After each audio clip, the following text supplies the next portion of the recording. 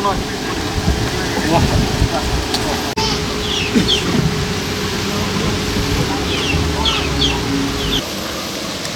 tamam. Senin girişi.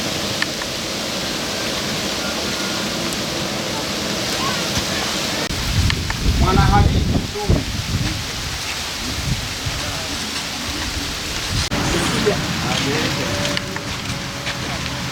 Arkanizda. Ali Mausumi. Musa Sultani. Mariamu Mtabu. Semeni Mazoea. Mbona msemi? Mariamu Mali. Mnongoni. İnsani Yardım Kuruluşu Avrupa Yetim Eli olarak şu anda Afrika'nın Tanzanya ülkesindeyiz. Bu geldiğimiz bölgede mağdur olan ve engelli kardeşlerimiz var. Göndermiş olduğunuz gıda paketlerini birebir ihtiyaç sahiplerine ulaştırmanın sevincini yaşıyoruz tabii, elhamdülillah.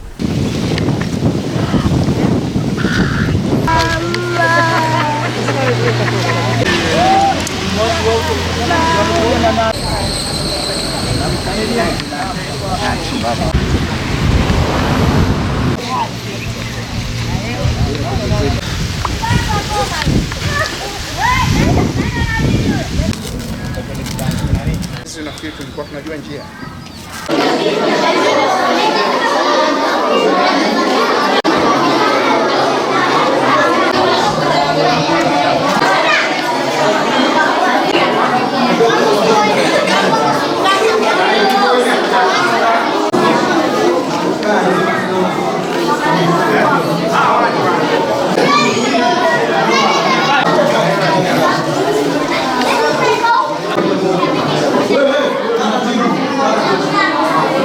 İnsani Yardım Kuruluşu Avrupa Yetim Eli olarak şu anda Afrika'nın Tanzanya ülkesindeyiz.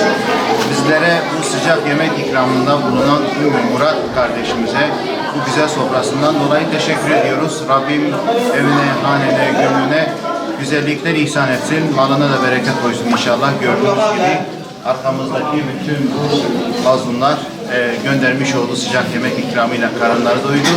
Onlara bolca dua ettik. Rabbim nice güzel hayırları bizlere nasip etsin. Yardımlarınızı da bekliyoruz. Afrika, Tanzanya'dan